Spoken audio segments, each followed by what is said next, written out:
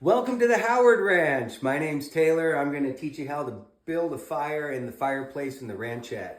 This is the instructional on how to build a fire. You're going to want like 2 paper bags as like fuel. So newspaper will work. You don't want to use like anything too printed, magazines or anything like that. But these paper bags you get with your groceries work the best.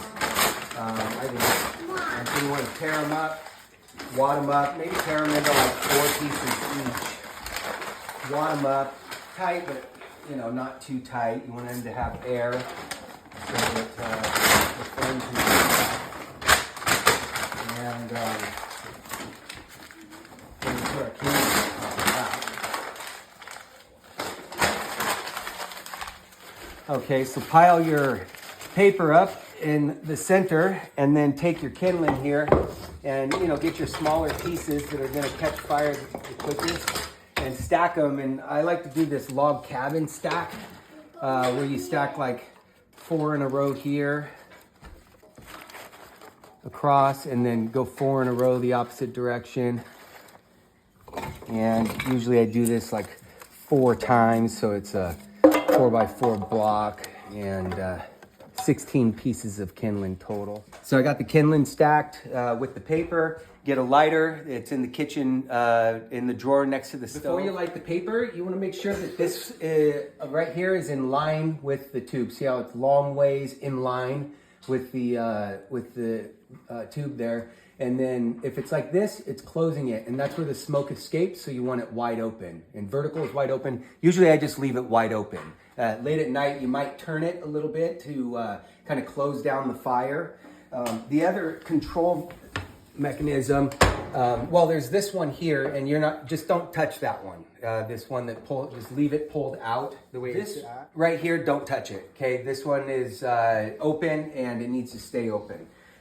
This one down here is for oxygen to be able to come in underneath. So pushed out is open and then pushed in is closed. So to start it, we want this open so that it's getting maximum oxygen. So the fire will start.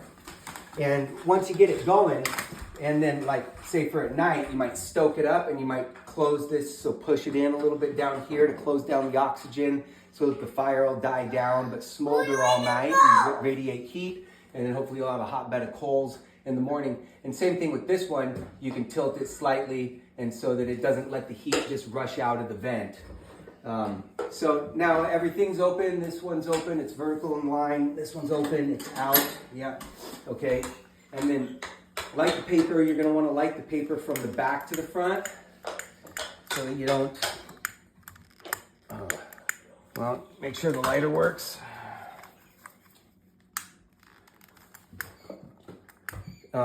Sometimes if it's windy outside, you'll get a breeze that comes down the pipe, and that breeze will actually start blowing the smoke out the front.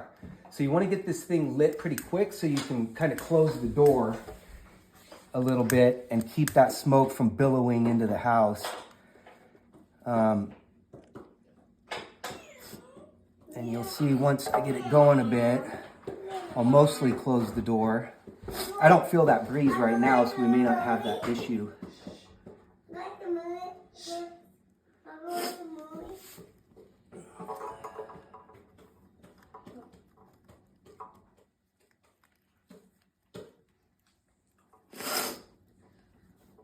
Oh.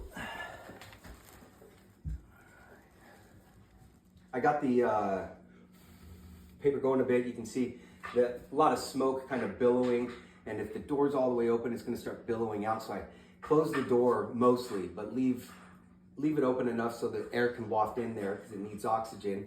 And then you might blow on it and get it going. And you need to get the heat to start going up and out the vent because right now it wants to come out the front of the door.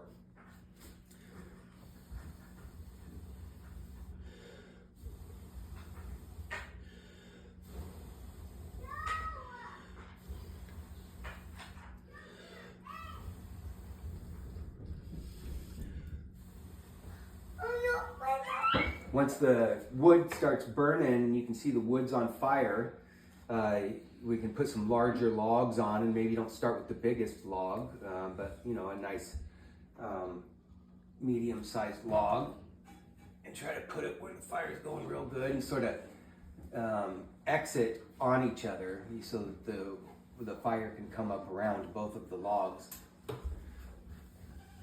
So it looks like it's going pretty good. I would usually like take a piece of wood and kind of prop it open right here so it's got a nice maximum oxygen flow, and let those little pieces of kindling really burn all the way down until they're just hot coals, so you get a nice hot bed of coals under there. Then stick some big logs on it and then close the door, you know, and you'd be good to go. But you can see now, if I close the door, it does, you know, it doesn't get as much oxygen, and so it's not going to get going as good as we want it to before we close it down.